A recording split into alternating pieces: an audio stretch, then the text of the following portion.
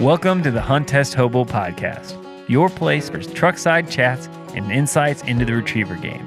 Whether you're just getting started or you're a seasoned handler, this podcast is another resource for tips, tricks, and insights from both the amateurs and professional trainers' perspectives.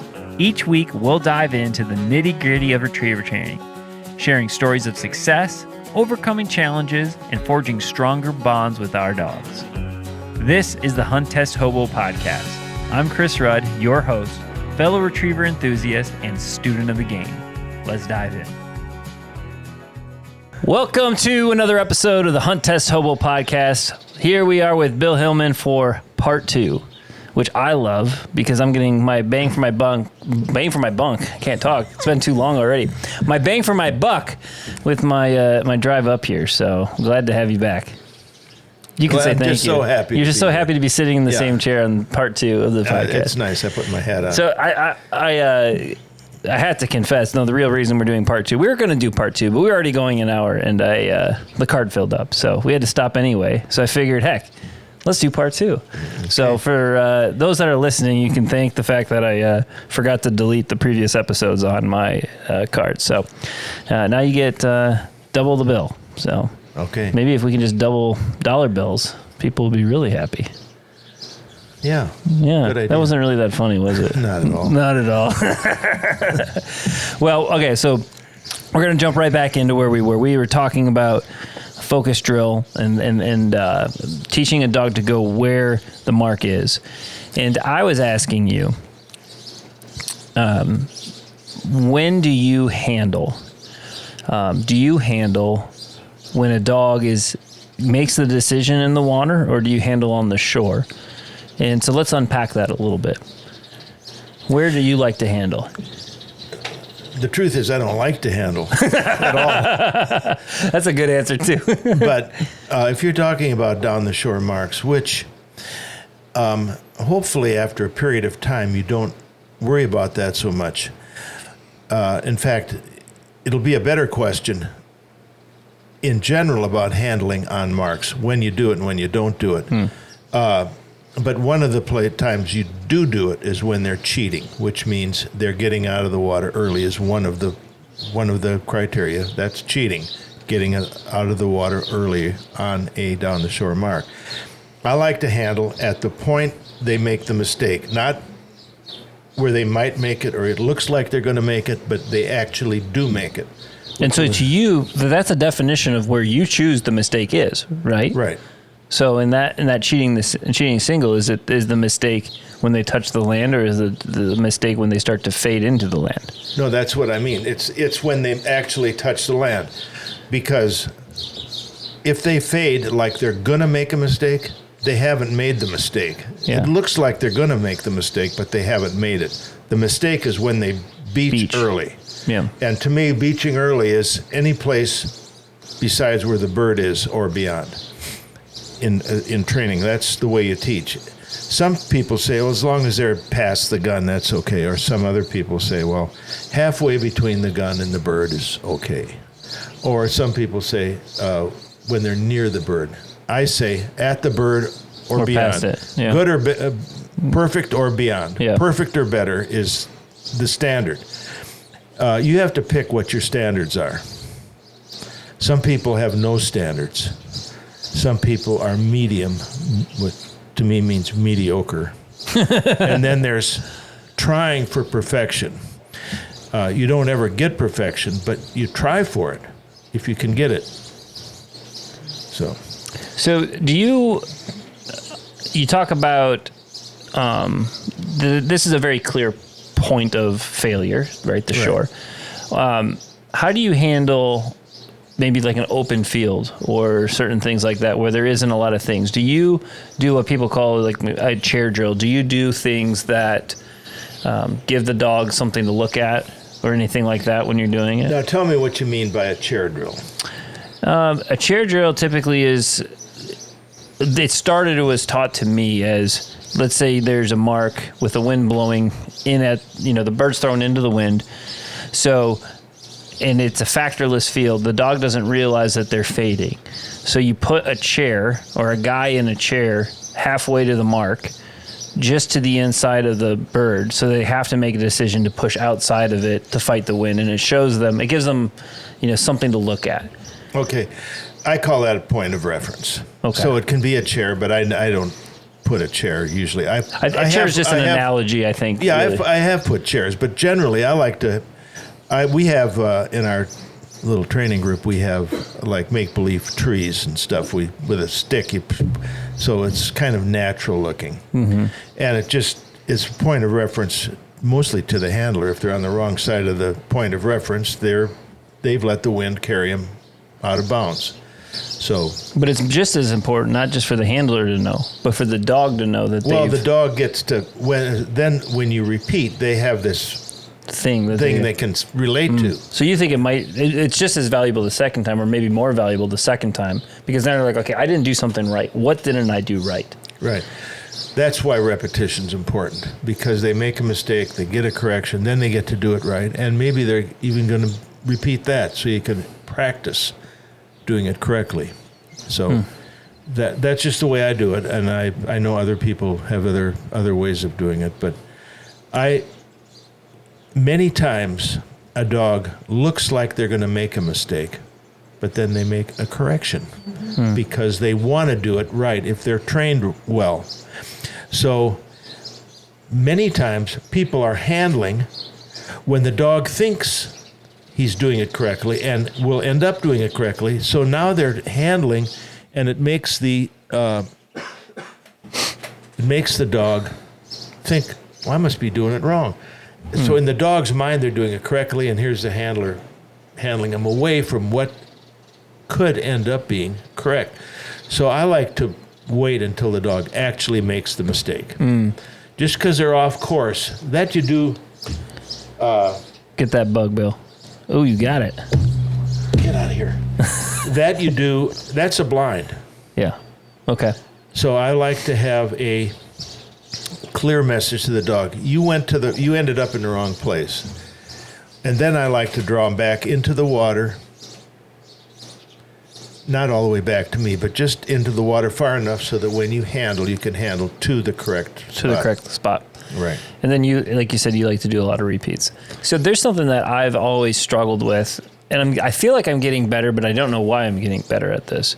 And I don't really know the right way to teach this, and I'm curious if you have a good practice for doing it.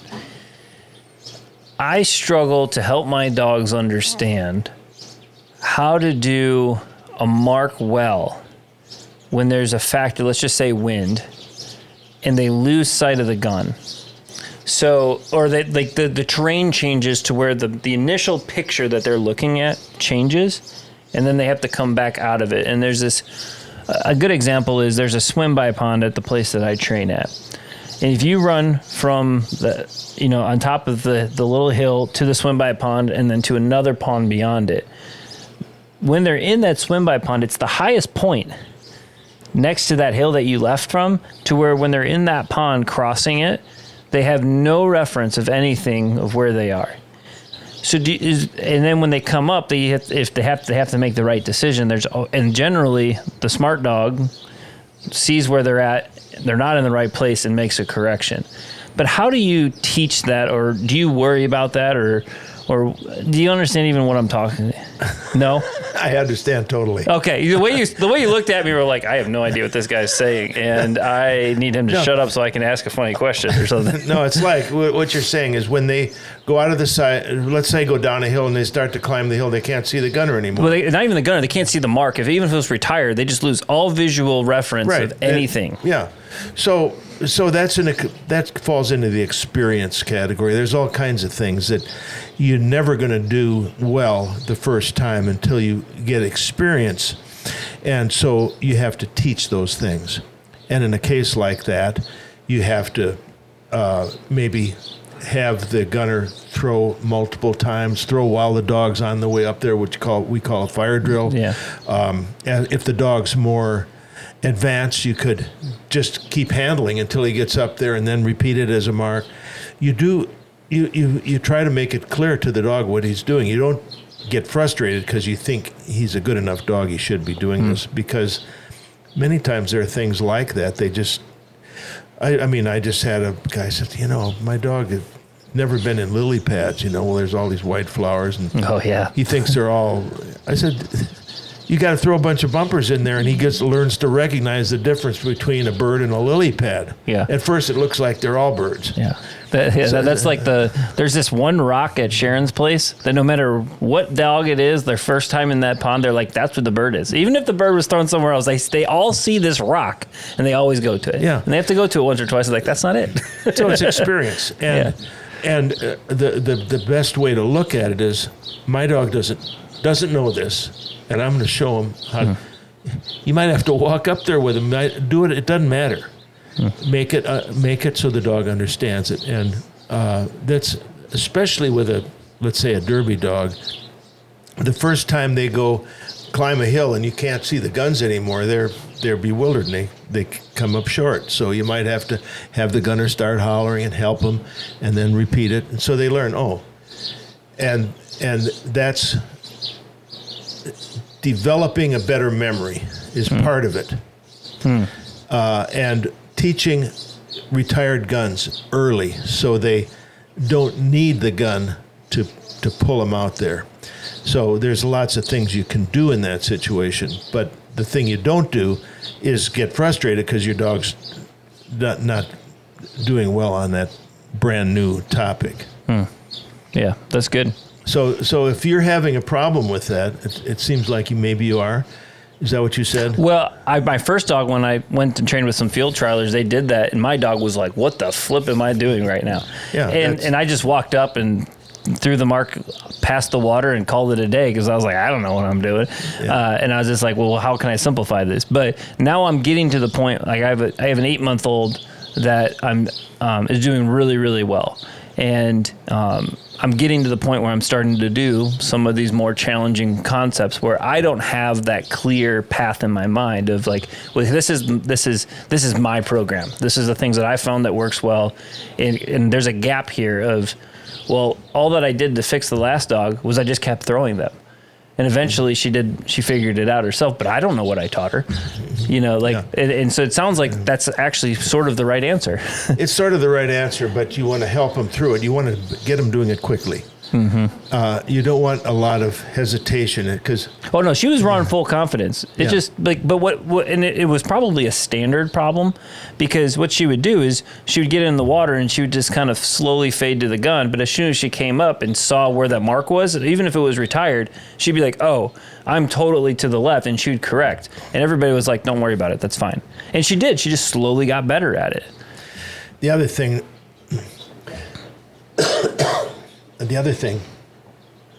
When you find a situation like that they're not familiar with, step 2, find another situation like that and keep finding them until they get good at it. They get good at it. Yeah. That's a really that's definitely a good point. So I was driving up here and I was thinking about let's say you have a mark that has 3 different factors in it. Let's just say it's a watermark. Maybe for the first part of it, they have to run past the water and choose not to get in. Then they have to get in the water on an angle and they have to swim down the shore. Then they hit a point and they got to get on and off the point and then keep driving up a hill. 4 different parts of that mark per se. When you are working towards something like that, if you can remember what I said, because I don't even remember, how do you work your way to layering those? Like, how do you teach that mark over time? Is that a fair question? You understand what I'm asking? Well, depends on the age of the dog. If it's a young dog, you can't put too many elements in one lesson. Yeah. Oh no, I'm saying this isn't a lesson question. This could be 4 months of working on towards being able to do that mark. That's one mark you're talking about? Yeah, I'm just saying this is one mark that eventually you want to get to when they're 3 years old. How would you layer in training to be able to do a mark like that? I wouldn't be able to think that way. Okay. I mean, I wouldn't have that in my horizon. To me, it's you pick a mark that has one element, and you find lots of those around and get that, and then 2 elements. And then you keep advancing the point of difficulty until they're old enough and maybe there's 10 elements. Mm-hmm. Some of the marks we were doing around here today had many elements to them. And a young dog is not going to be able to handle all of them. Oh, for sure. Sure. So you don't take a young dog and have all these elements, but you keep adding until they're familiar with, I got to go over a point. Oh, I got to go past a point. Mm-hmm. Oh, I got to go over a spit. Oh, I got to go through this or through the mm-hmm. toolies or whatever. You keep adding things as they're competent. Mm-hmm. It'd be a mistake to put too many elements in a dog that's not prepared for them. Yeah, so that makes sense. I've heard some people say, like, if they, let's say it's their home grounds, they would start working on the end of the mark. And then a week later, they would come back and they would work on the next element with the ending of the mark. And they would build that. Work backwards? They'd work backwards. Have you ever done that? Or I've done it and decided I don't like that. Why don't you like it? Well, for instance, what I've discovered, let's say you have a mark with a couple elements. I've seen people move up like halfway, throw the mark, and get it, and then move back, and then do the mark from farther back. Well, many times where you ran it the first time, they end up stopping and hunting there. Yeah. And if you haven't seen it, if you keep doing that, you will see it because it's very common. I don't like to do that. Yeah. I like to teach it from where the original line and work through it. Maybe you have to handle. Now, if you start and you have trouble, then you can move up. Mm-hmm. But you don't start up.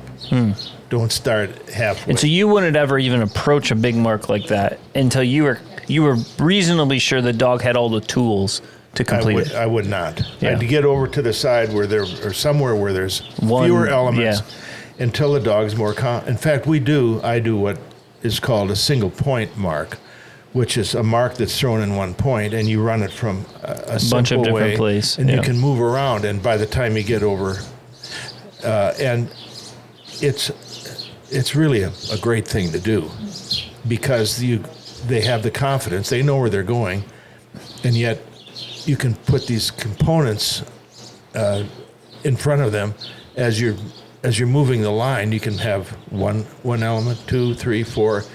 Depends on your grounds, but you can make a very complicated mark that used to be very simple. But they have the confidence to know it's out there.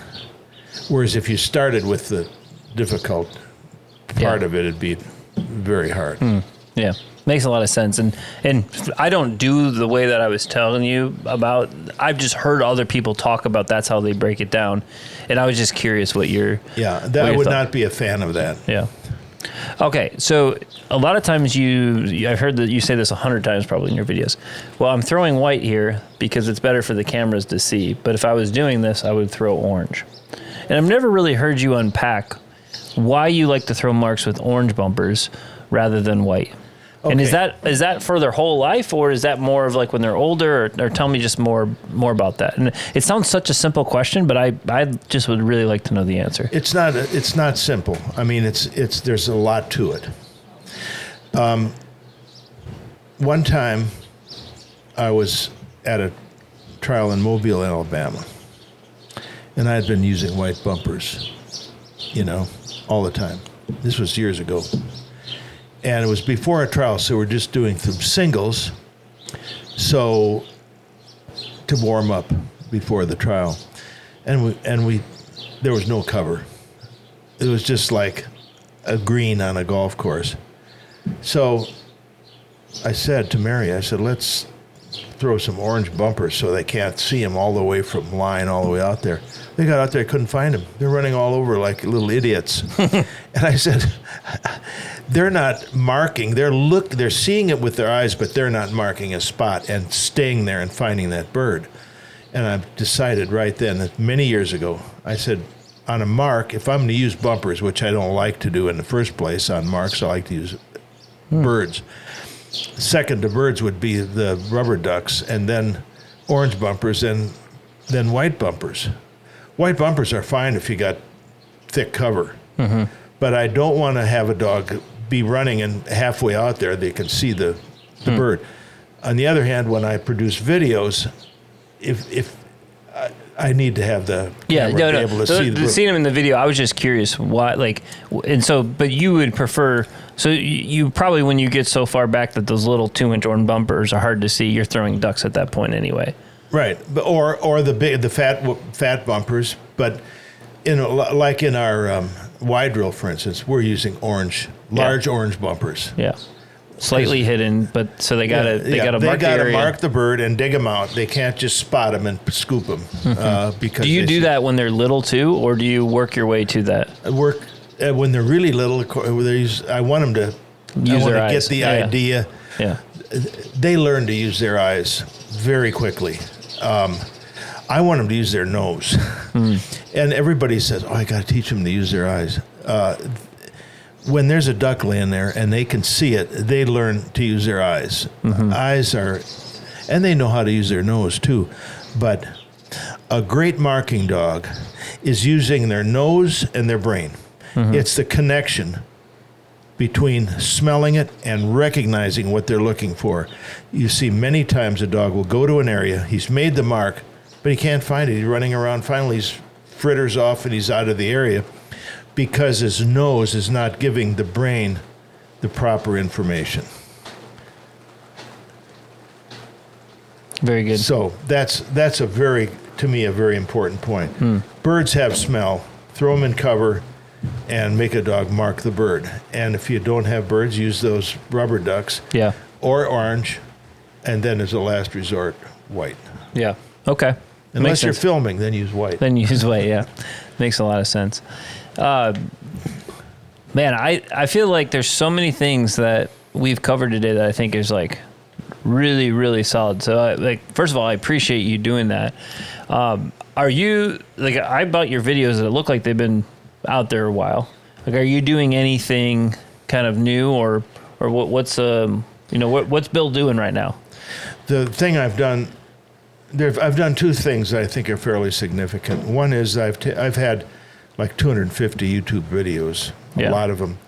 And I've created what I'm calling my library, where I've put these videos in the proper category, so you don't have to playlist, wade right? through. Yeah. And so that's the library. And the other thing is I have what I think is the best work that I've done.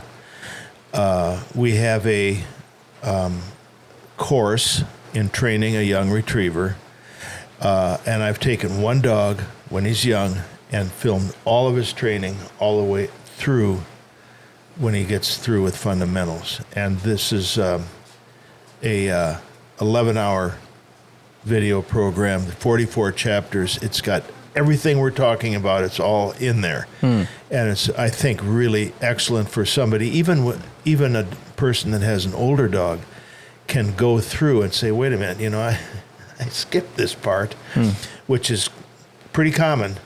And so this is, I think, a really valuable tool to, if you want to train your own dog, which is my mission. I try to teach people how to train their own dog. That's what I do. Yeah. And I want people to, I think that's the most gratifying and the most fun you can do is train your own dog. Yep, absolutely. So that's what it's all about. The other thing is, well, first of all, how can they get to that? How can they get that? Go to billhillman.net, and you can stumble around in there and you'll find it eventually. and while you're there, you should subscribe. Yeah.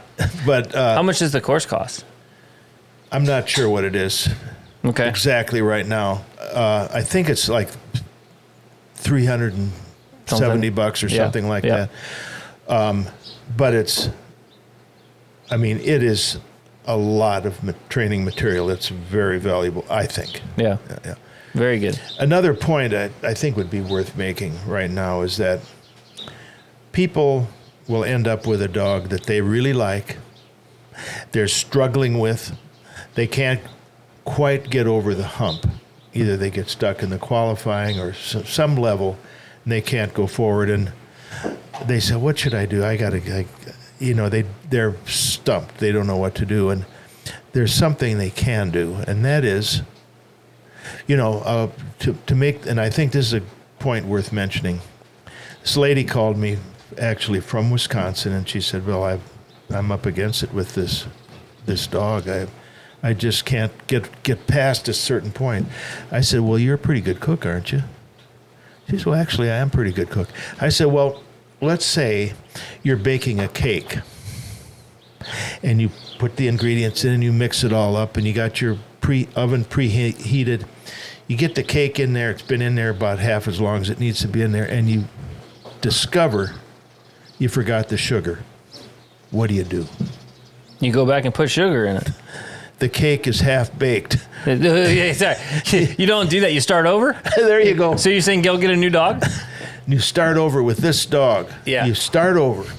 And you can take a 3 or 4 year old dog and you say, "Okay, I'm going to start over." Pretend he's 7 weeks old. I'm going to give you your baking thing doesn't quite work because I feel like you got to throw it away, and you don't want to throw away the dog. No, you start over. No, you don't want to throw away. That's why you confused me. I was like, wait, you're going to throw the dog away? No, you keep the dog. You start over. So you get your. But that point, I've convinced people, many people, to just start over. You skipped a few steps, and you're having trouble, and you don't know why they're not doing this, or why they're not doing their bird handling, or they're not stopping on the whistle correctly, or their water work is weak, because they've missed some steps in that fundamental process. And when that happens, rather than try to figure it out, just start over, because it'll go smooth as silk, because they already know the material, except there might be a little bit they missed. And you can clean that up, and off you go. And a dog can be 5 years old, and off you go. Yeah, there's nothing worse than there being a hole in your quote-unquote program, and you don't realize it's there. Correct.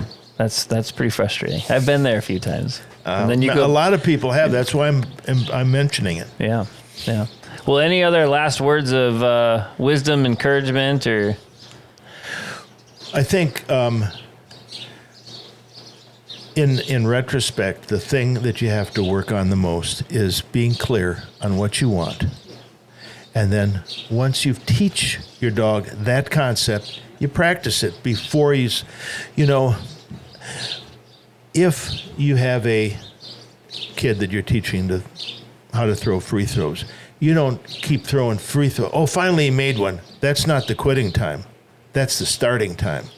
When you finally teach the concept or the idea in training, that's when you begin practicing. That doesn't mean you're through, but I see that's what people do, doing down the shore mark. Oh, finally got it, and they go on to the next step. No, practice that one before you go on to the next step. That to me is a very.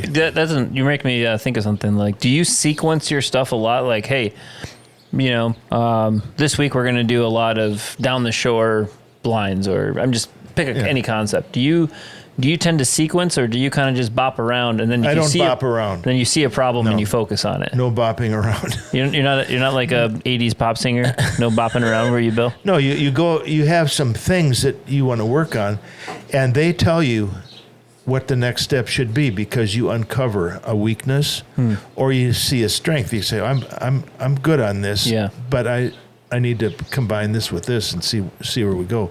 So this should be sort of a sequence.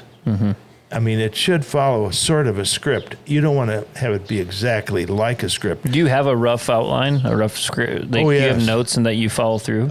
Especially through fundamentals. That's very cut and dried. Otherwise, no. You go along and you say, oh, wait a minute. This dog is not strong in this area. We have to work on that. And so you pick, and you don't just do one thing. You approach that from various angles until it's solid. Very good. That's a really good point. Like, I've always found as an amateur that's sort of isolated sometimes, that I go to train with other people just so that I'll run whatever they have, just so I can see those things that I'm not thinking about or not, isn't a focus. And I went and trained with some folks, and they, like, for whatever reason that week they threw a lot of bridge birds. You know what I went home and did a lot of bridge birds. Yeah, because you discovered you needed to work on it. I needed to work on it. Yep. Yeah, that's really good. That's called being observant on what your dog needs. You have to figure that out on your own, because nobody's going to tell you that. Yeah. You can go to a field trial. You can say, man, I've never even tried that before. Or you witness some other training session. You say, those guys are doing a blind right at the foot of the bird box. I better try that because that may crop up. So you wait for these opportunities and then you practice. Yeah, very good. Well, Bill, this one was a little shorter, but I think we're both kind of starting to peter out here. At least I am, because I got 3 hours. I'm just getting my second wind. Oh, let's go. Let's keep going. Well, do you have anything else that you wish listeners would, like people out in the retriever world would know? Well, I think the key thing is to respect your dog in the first place. You can't. Don't be too rough on the little guys, because they're supposed to be your best pals. And without that, what fun is it, Mm-hmm. So I think respecting and taking care of your dog is the premier thing. It's really important. Yeah, very good. Well, Bill, this was a blast. I'm glad that I got to come up here and hang out with you and learn a bit. And maybe sometime I'll find out where you are that's close enough, and I'll actually run with you, and then you can tell me more than just how to hold my whistle right. I'm sure you'll see some more things besides just that. Yeah, okay. But, Bill, thank you again. It's been a pleasure. Wow. What a great series that was with Mr. Bill Hillman. I just went and listened to both episodes, and I thought I'd give my feedback. Maybe not feedback, because my reactions. That's the word I'm looking for. Like all those gamers do. I don't know if you watch those or see those where they react to, not gamers. I don't know why I said that, but like football, react to, a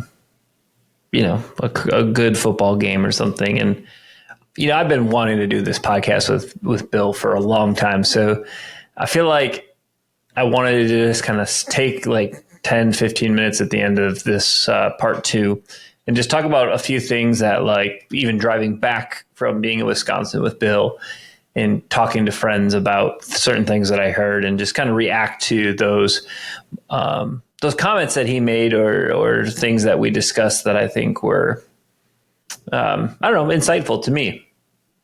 And I'm also doing this because the episode was only 30 minutes, part 2. And I've gotten overwhelming feedback that you all would like the episodes to be 2 hours. And I'm sorry, I can't talk for 2 hours or listen or just drive that. It takes another level of, somewhat of emotional energy to be able to lead a conversation for that long. So I don't know how many 2-hour episodes they're going to be, but I'm at least going to try to make this thing 45 minutes for you guys. So that, if you're driving in your truck and you're looking just for good content, maybe this will continue that. Before I get into I wrote down 6 kind of things that I really liked from the discussion with Bill that we could talk more about. But before we do that, it's been really cool. Bill reached out and we've been talking, and he's thinking about new guests that can be on the podcast. He really had a good time. So that makes me feel good that, he had a good time. It wasn't a waste of his time, and that he had another platform to share, what his goal is, or his teaching goal. And that's one of the things it's not number 1 on the list, but, I guess it is kind of number 1 on the list. I think Bill and I he's doing the YouTube thing and I'm doing the podcast thing for the same reasons. And that's just, we both were, I still am for sure a student of the game, and, listening to his kind of beginning of how he got into the dog games and his journey through that is similar in the sense to mine, that we both are just love to study and love to dive in and learn. And I really, really enjoyed that part of it and seeing that connection. But also it's he, kind of had that thing at the end of part 2 where he was it's about teaching the amateur and how to do this right. That's what motivates him and drives him. And, that's very similar to me is, I don't make any money from this podcast. It's all about, just giving people that are going through the retriever game another place to be exposed to what I'm hoping is quality training and quality information.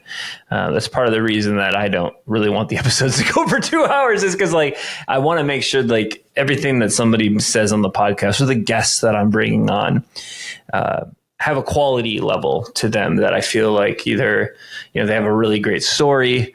I've loved the episodes where it's, like the trailer episode that we do with Andrew, like that's fun. Like, I think that's just good content, a good thing to listen to. And then, just other podcasts where it's really not about, training techniques, but it's just about other great folks in the retriever game. I love doing that. I want to keep doing that. But if I'm going to bring somebody on that is going to talk about techniques and training methodologies and just how dogs learn, like I want to make sure that those are really quality folks. And obviously I Bill's a mentor of mine, so I knew that was going to be there, but I was really struck by, how much of a student of the game he is, and that he likes training as much as he likes competing. I think that's what he said.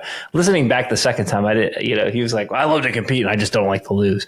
Which I think we all can understand. But I really do think if you don't love the training, it's really hard to be in this game a long time. He's spent like a lot of time. I mean, I wouldn't say lifetime, but pretty close of dedicating to the retriever game and improving and then sharing his knowledge. And, I just really respect, the student of the game aspect of it all. Another great quote, my favorite quote probably from this whole thing was when he said, "You're the stupid one," when he was talking about folks who, do things that they shouldn't do, making their dog feel stupid when they can't accomplish the task, and him saying, "You're the stupid one." I just love that. And I made sure that made it into the reel that went on Facebook and Instagram, and it got a lot of shares. And I had a lot of people message me or just share this and tag their friends in that one. I thought that was hilarious because we've all been guilty of, I'll try it. I'll get out there and I'll see how this goes. So I really thought that was a pretty fun part of the episode. And this is number 3. Dogs making choices. I don't know when in my retriever journey I really started to understand that is the joy in retriever training. And it's pretty recent. That I've started to understand that's the joy. That's one of the joys. There's a lot of joys, I think. But to me right now, and Bill talked about that, and when Clark's been on the episode, I was like, "Why do you like retriever training? Like, why do you like to do this?" And he's like, "I like to watch them to make the decision." Bill said, "Dogs making choices." But it all comes back to that, is that it's really showing the results of the teaching that we're trying to do. And honestly, understanding that that's really what retriever training is about helping them make the right choices, has really I was definitely not burned out. Like, I'm not saying I was burned out on retriever training, but it added this another level of an appreciation to getting up every morning and training the dogs. Like, I'm in a state right now, Winter's going to have puppies here with less than a week, not training her, who is the first dog that I would say I've went through the entire training process. There's still tons of things to teach her. That's not what I'm saying, but she's as finished as I've ever had a dog, where I feel that next to maybe an open, like I feel like when she's in a good training spot, like I'm not saying we're going to win an amateur or anything like that, but I feel like we can go to pretty much any game and have a shot. Whether that's Super Retriever Series, running an AM, she's proven she can do the qual work, obviously proven she can do the hunt test work. But not having her has been a very strange point, or a very strange time, where this is the first time she's ever had puppies in the middle of the summer, which for being a northerner like I am, like we have hunting season and then we have hunt test season. Like that's what my 2 phases of my life are.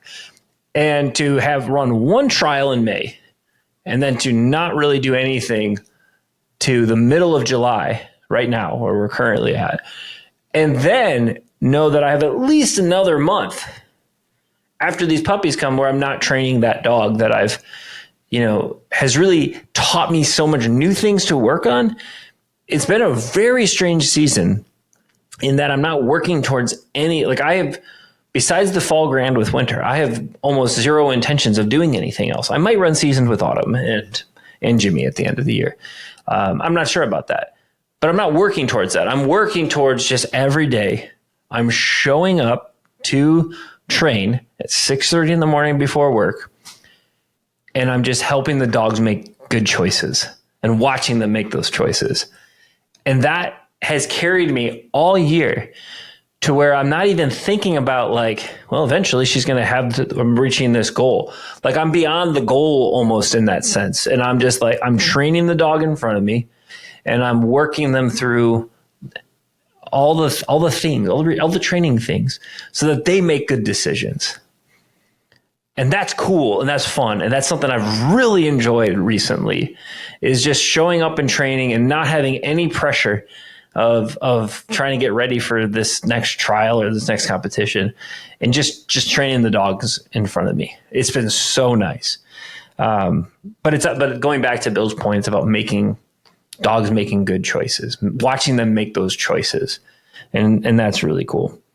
Number 4, he brought up fundamentals. And I wanted to say this again, because I've just noticed every time I invite a super accomplished person, you guys haven't heard this episode, but I did an interview with Ray from Purina, and he's trained NFCs and NAFCs, work for Lardy, all the things. And we talked about a lot about basics. And when Mike Gibson was on this, 5-time crown champion, his whole thing was about doing the fundamentals well, doing the drills. And I just wanted to just say it again because it always needs to be said. It goes back to being really good at the fundamentals. Everything is about fundamentals. So if you're out there and you're training and you're stuck, man, just go back and do the fundamentals. If you're looking for new things to do, maybe don't do the new things. Just go back to the fundamentals. The fundamentals drive so much. And everybody that's good talks about the fundamentals. So just remember that. I'm not going to sit here and talk about that a long time. All right, 2 more. And then I'm going to get off here. And you guys should look forward to the next couple episodes. We got Ron Anderson will be coming out next. It was a great discussion. Really enjoyed it. And of course, he talked about fundamentals a lot too. And then we got Ray, and then we're going to have Pat. I haven't done Pat Burns' recording yet, but it's coming up here very, very soon. I think we're recording it next week. So it's going to be great. And I'm sure he's going to talk about fundamentals because his whole thing, well, not his whole thing, but one of his things that I see him posting all the time is everything is won and lost in that 5-foot circle. And so I'm excited to unpack what he means by that because I know he's doing a lot of really, really good things. Anyway, number 5, beaching early. This was something I really wanted to talk to Bill about because there's kind of 2 schools of thought to this. And I started in the school of thought of when you on a cheating single and the dog's swimming, the dog goes and he'll make a clear deviation towards shore. I was taught and learned originally that when the dog makes the decision, that's when you correct.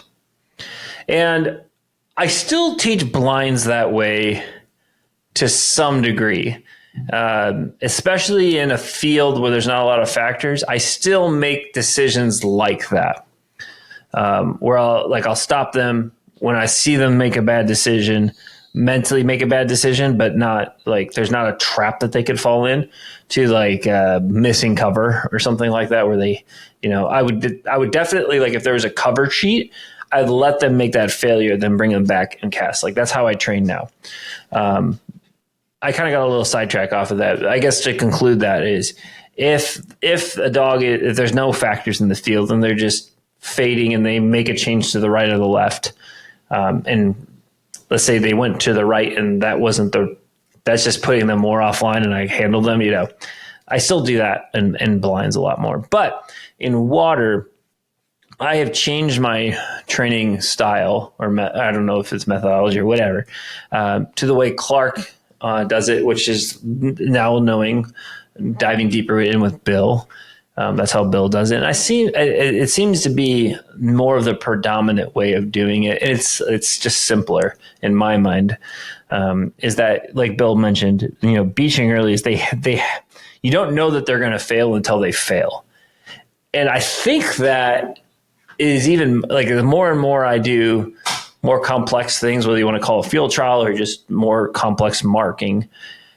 If you nitpick a dog, they can get really, they'll learn to not have confidence. They just lack confidence. So that nitpicking doesn't do well in the long run when these things the distance is getting further. And the other thing is they get offline, they get micro offline more. And they don't realize that they even are offline.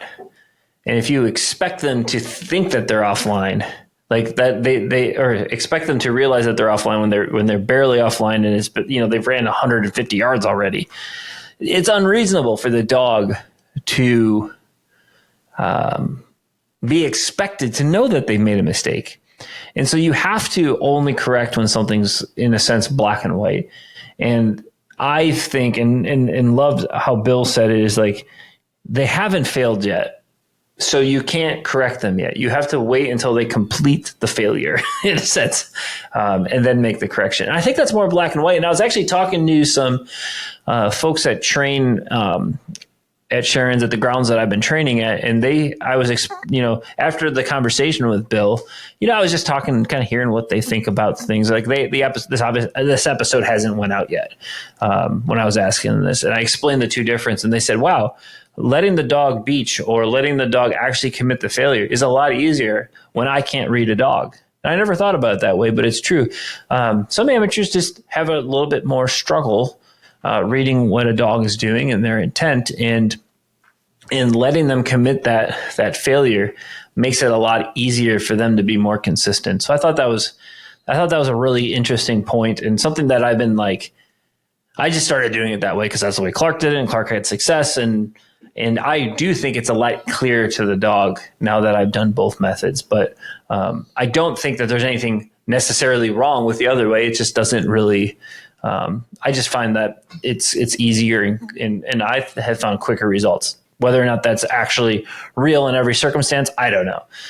That's just my reaction and what I have noticed other trainers do.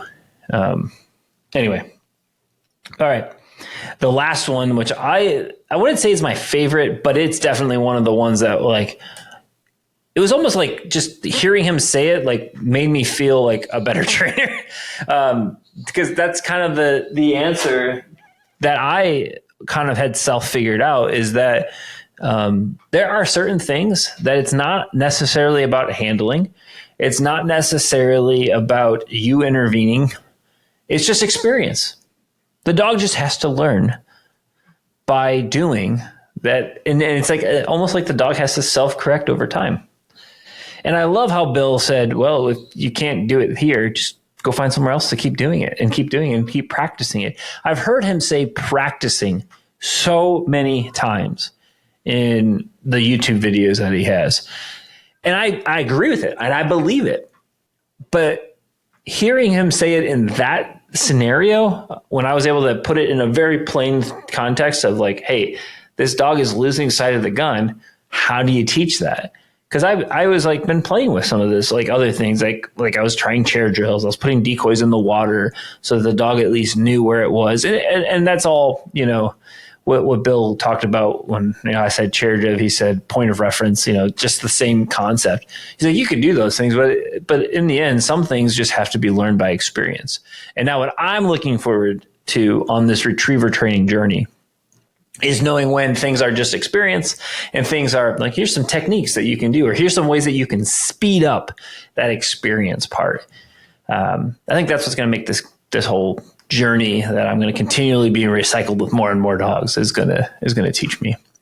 So that's the end of this episode with Mr. Bill Hillman doing this part 2 episode. I think I just enjoyed it. I hope you all enjoyed this episode. I know Bill and I are going to do more. We've already been talking about planning to do more, which based on the responses that I got both on Facebook and Instagram and YouTube, that you guys would like more Bill Hillman. So we'll definitely get some more. He's in Minnesota right now, I think. He's somewhere north. And so the next time he's close, he really wants to do more episodes. So we're going to make that happen and get it done. So anyway, thanks for listening, y'all. Have a great rest of your week. And just don't forget, trading's fun. So if you're having a bad time, I would say simplify. And Bill said, God darn it, what did he say? It wasn't simplify. He had to make it clarify. Clarify for the dog what you're looking for. Anyway, I should have just ended it because it was a really nice ending before. So thank you, everybody. Have a fantastic week.